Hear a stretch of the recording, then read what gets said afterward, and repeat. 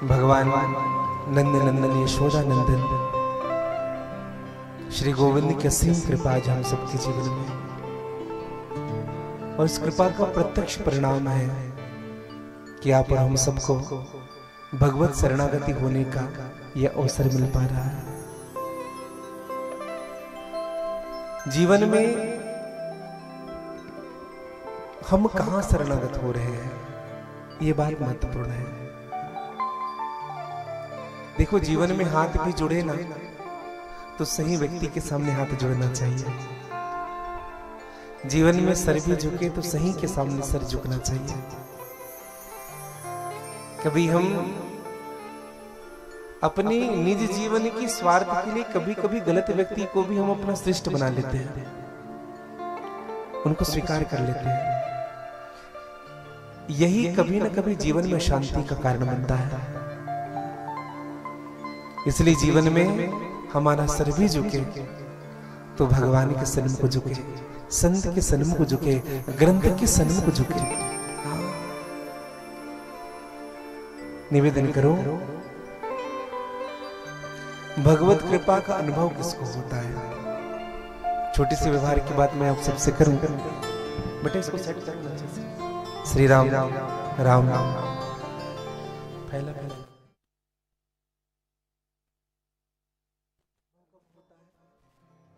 जब हमारे अंतःकरण शुद्ध होते हैं,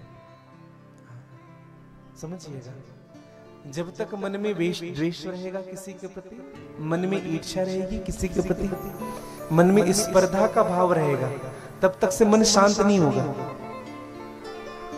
जब हम मन के द्वेष को दूर कर लेंगे अपने जीवन से, जब स्पर्धा दूर हो जाएगी, जब कपट दूर हो जाएगा, तब जाकर के मन स्थिर होगा और उसी मन में भगवत कृपा का अनुभव होगा।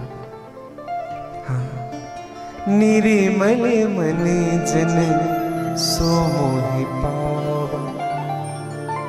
भगवान निर्मल मन में वास करते हैं, और जब तक से मन निर्मल नहीं होगा ना, तब तक से जीवन निर्मल होने वाला नहीं है। देखो, मन से ही सब कुछ है, समझिएगा।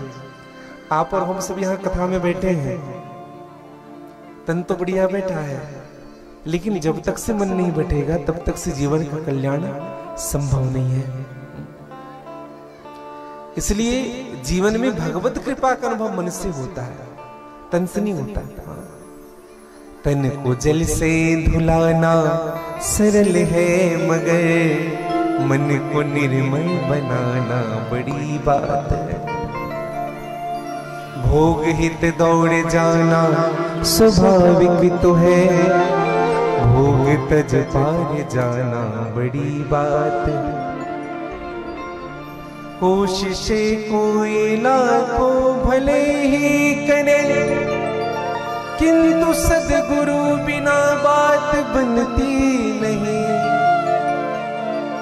ग्रंथ पढ़ ज्ञान पाले न आसान है, पर अपना आनंद पाना बड़ी बात है। पंथ में वेश में देश परदेश में, चित्त रहता फसा राग और द्वेष में। दिल किसी का जलाना ही कठिन ही है क्या, ज्ञान दीपक जलाना बड़ी बात है। होत पत्यादिहेत वे तापत्रय विनाशाय, श्री कृष्णाय वयं नमः।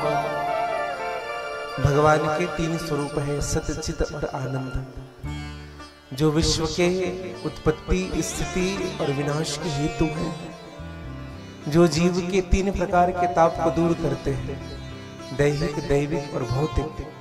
ऐसे प्रभु के चरणों में श्री कृष्णाय वयं नमः, ऐसे भगवान के चरणों में हम वंदन करते हैं, प्रणाम करते हैं। एक निवेदन करूं मैं आप सबसे, ऐसे तो इस श्लोक के कई अर्थ हैं, लेकिन इस श्लोक में केवल भगवान श्री कृष्ण के चरणों में प्रणाम नहीं किया गया। तो श्री कृष्णाय वयं नमः। श्रियमस्य राधे, श्रेयते इति श्रियम। श्री राधा जी को ही श्री शब्द से संबोधित किया गया। हाँ। तो श्री का अर्थ है राधे, कृष्ण अर्थ भगवान से कृष्ण, श्री कृष्णाय नमः। श्री राधे जी के साथ भगवान कृष्ण के चरणों में वंदन कर रहे हैं।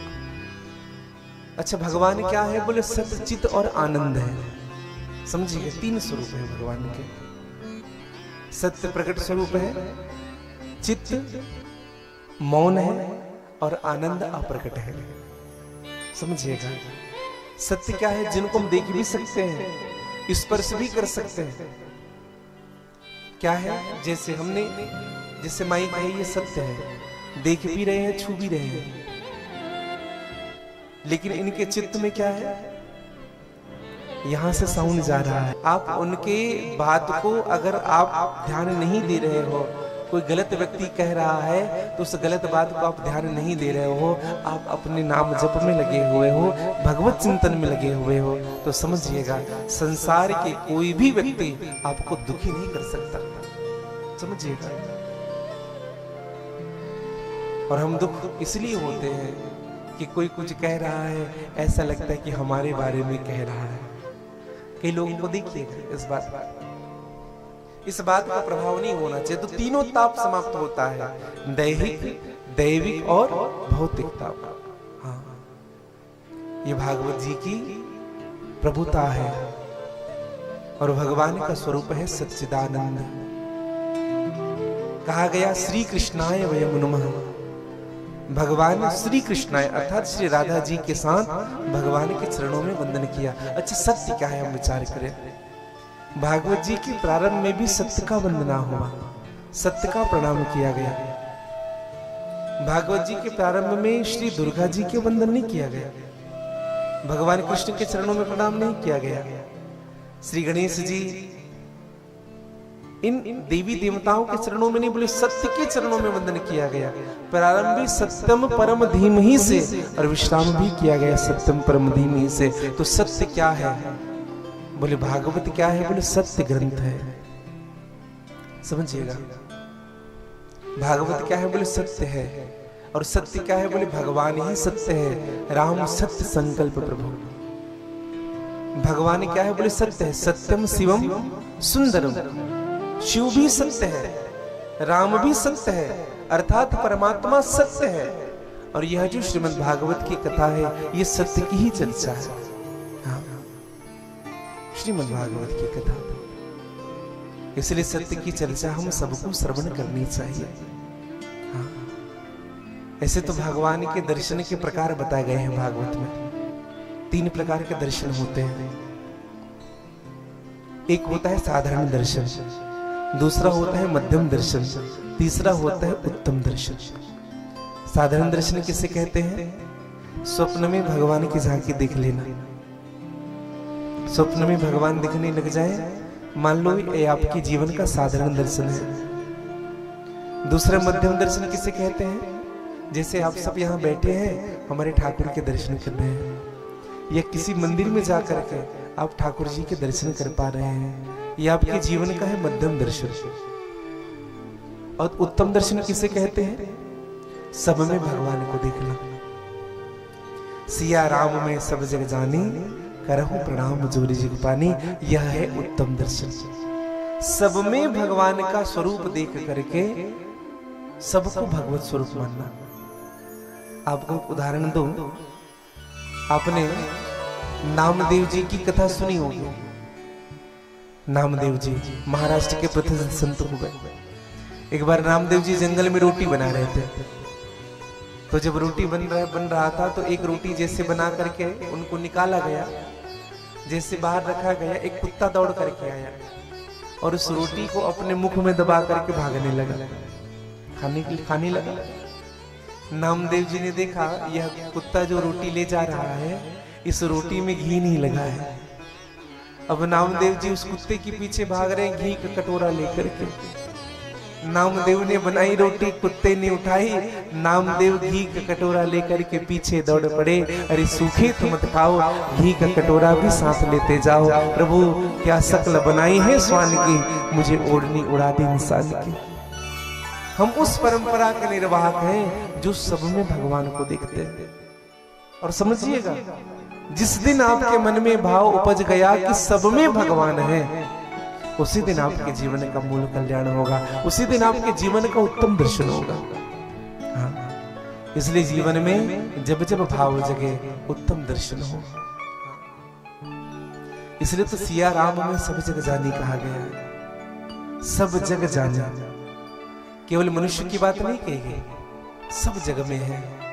चींटी से लेकर के हाथी तक, चाहे वो जलचर हो, चाहे थलचर हो, चाहे अंडज हो, चाहे उखमज हो, चाहे जरायु हो, सब में परमात्मा है। और उसी भाव से परमात्मा बसे। हाँ, समझिएगा, श्रीमद् भागवत की कथा, इसलिए श्रीमद् भागवत की कथा श्रवण करने की विशेष पद्धति बताई गई।